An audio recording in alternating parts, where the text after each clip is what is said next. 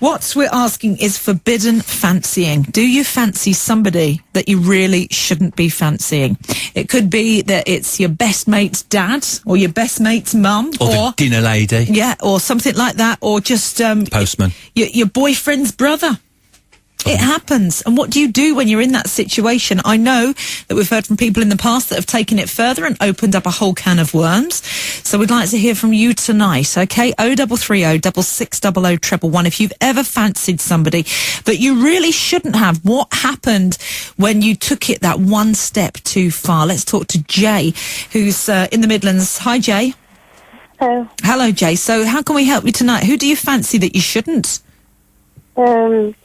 It's a bit hard to say, actually. I fancy my brother. Is that your biological brother or step-brother?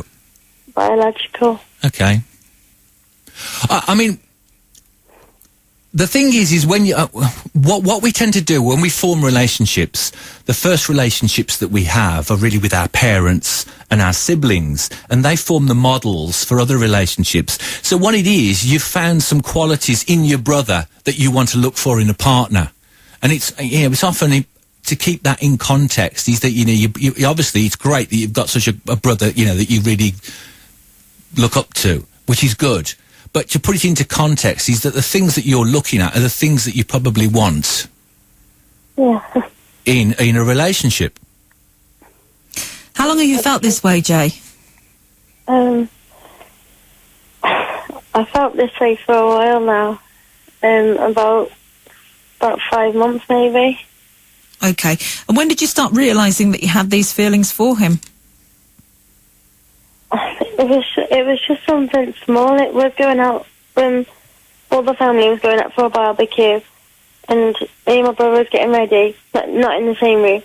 And I come out, and he goes, you look really nice, and then he winked at me. And I don't know. After that, I just started to have feelings for him. I didn't really want them. I was like, this feels so wrong, but I just felt excited.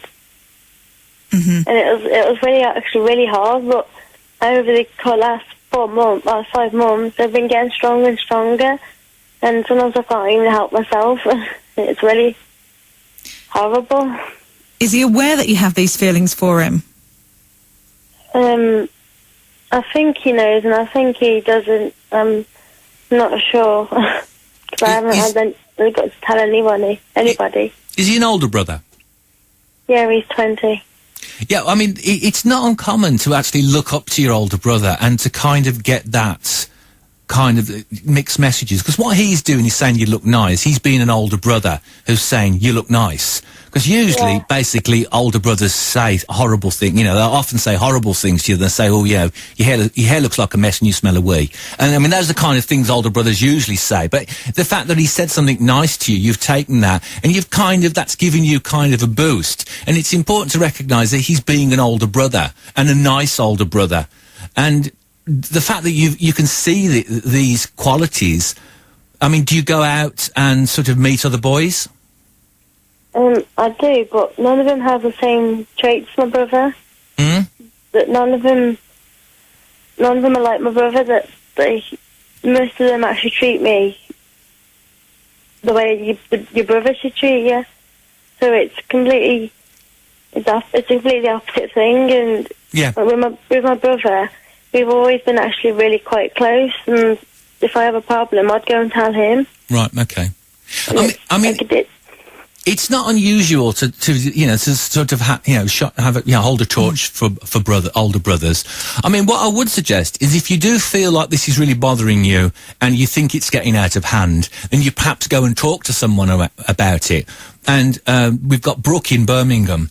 And there are ones there's some in Sandwell and dotted around through the country. And they actually do a talk about problems kind of service. It's not really like a counselling service, but it's where you can talk about things and get things and to actually express them to somebody else and get some perspective. And it's non-judgmental. And I think perhaps if you're able to talk about them and talk it through, because I think the more you keep it a secret and, the more you kind of will build on that sort of kind of attraction. So, I mean, I would recommend, if you look on the Sanctuary website, there are a list of... Yeah, if you go to the radio station website, then there's WyvernFM.co.uk of all the helpline numbers that you're going to need and that you do need as the show progresses during the week. We go on to all different sorts of topics, so we've put as many as we possibly can on there.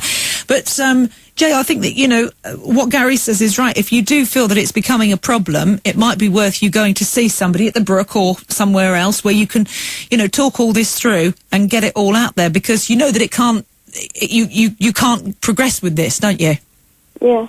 I don't want to progress with it. I wanted to stop, but yeah, right. It's just the feelings are getting too strong, and I don't want him to. Okay, I mean, I think, first of all, to recognise that you've got a great brother, and, that's quite unusual. So often brothers and sisters are each other's throats.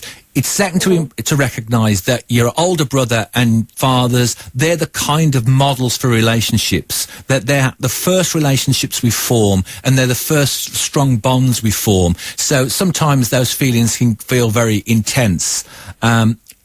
And then, as I've said, if it's bothering you and you think it's getting out of control, go and speak to someone at Brook. They've heard it all before. They deal with all kinds of issues. It's a non-judgmental service, and they can talk things through with you, so you can get it into perspective. Yeah. You going to try that, Jay?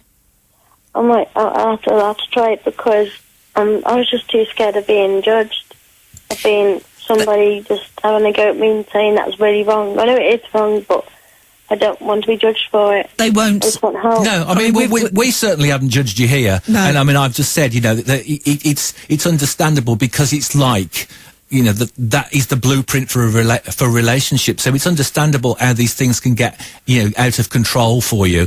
And it is understandable. And just talk about the people at Brook they won't judge you. They've heard about, any manner of different problems or issues that young people have in a confidential, non-judgmental manner. Mm. All right, Jay, give it a try, because they are fantastic people. We've had people in here from the Brook before, and they are absolutely marvellous. I'd thoroughly recommend them. All right, darling. Okay, thank you. Okay, then. YouTube.com/Radio Mansion.